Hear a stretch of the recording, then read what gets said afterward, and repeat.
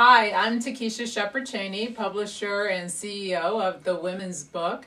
And we, as you know, started a new magazine supplement called Collective for Women last year. And the last issue was our Young Women's issue. And we featured a few articles written by local women experts, one of which was Celia Crossley, who is the founder, president of Crosworks, a career consulting firm, and she's going to talk a little bit more about that. And Suzanne is here with us as well, who's a partner with the company.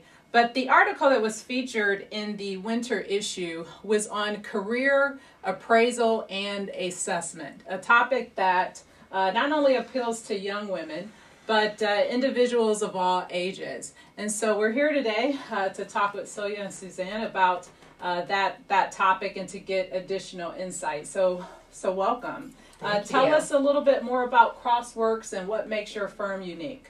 Okay, well, the firm was started actually 30 years ago in 1981, and that was because I was in the corporate world and I found that I couldn't manage my family and corporate life, so I decided to go out on my own where I could have a little better balance in my life. And I started an HR consulting firm. And basically in 1981, I was the HR outsourced shop for hire before that became vogue. But another part of my practice was working with individuals and helping them with their job search strategies. I had been on the corporate side. I literally interviewed thousands of people. Didn't hire a whole lot of that thousand because they didn't present themselves most effectively. And I really wanted to help them. So I started the practice with two avenues, and over the years it's evolved more into a career management business. We still work with organizations, businesses, nonprofits, and on that level we help them with executive coaching, we help them with teaming and communication skills, but it all boils down to our vision, and our vision is everyone in the world in the right job. Can you imagine how that would look? Wonderful. Yes, it would be wonderful. And so being somewhat of a Pollyanna, I have developed a methodology, career assessment and appraisal, to help individuals really do some insights into themselves, to help them build a model of what's their ideal work relationship. And once they build that model, they can use it throughout their lives.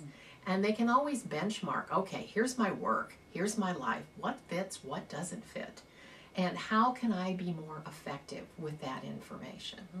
So that's basically how the firm has evolved. So we work with a lot of individuals who come to us who might be in career transition, who might be working in a job where they want to be more effective, or like we're finding today, Suzanne can share this with you.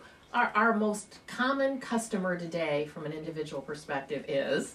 Well, and this trend is actually something that's been on the news recently, that the next wave of employment is going to be individuals who are really tired of being in a job where, you know, their company has cut a lot of things and they're doing a lot of different jobs and only really getting paid for one.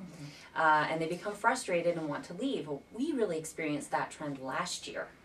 And had a lot of individuals who would come to us before they, you know, were ready to really leave one job and go to another, but they knew in their heart that something wasn't right, and they wanted to find what was right for them.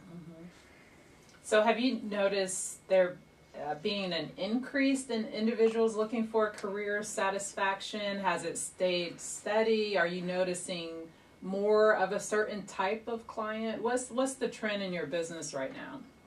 Well, it definitely is, as Suzanne has said, that individual who is working right now, who is maybe mid-career, might be more senior career, and is very frustrated. You know, I just can't continue working at this pace for these dollars in this environment and be effective.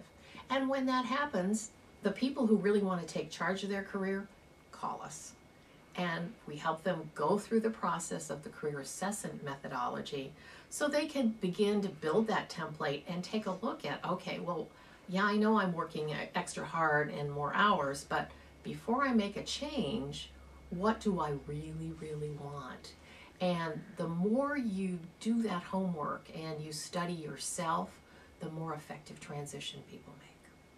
So the article, you laid out 3 areas that need to be evaluated in order to assess career satisfaction. So can you talk a little bit more about those 3 areas and why it's important to focus on those 3 specific things? Okay. Well, the career assessment process really has them take themselves on pause and take a look backward. What kinds of things have I done that I've really enjoyed, have been really rewarding to me as an individual, not necessarily to anyone else or to a company, but oftentimes they are. And what skills did I use? What are my top skills? Really evaluating that. Breaking down those accomplishments into stars so they can really assess what was the situation, what was I tasked with, what kind of actions did I take, and most importantly, what were the results. Then we also look at a values assessment, because when your values aren't aligned, you're not happy in the job and you can't be effective. You might be able to survive there for a little while and ride out, a bad economy, but eventually something's going to push you in the right direction towards us. Mm-hmm. And the final piece is work environment needs. And those are very important, because when your work environment needs are met, you can be your most productive self. And we evaluate those needs with the Berkman method. So how often do you recommend that someone go through this process, or is there a signal that you should pay attention to that, the career satisfaction is not there, you really need to start doing some appraisal and assessment?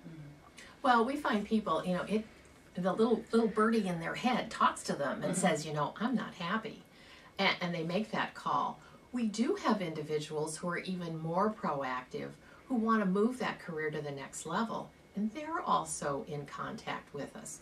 So I would say to Keisha, if you looked at it from a broad perspective, we serve those who want to invest in their career, want to manage it, and move it forward.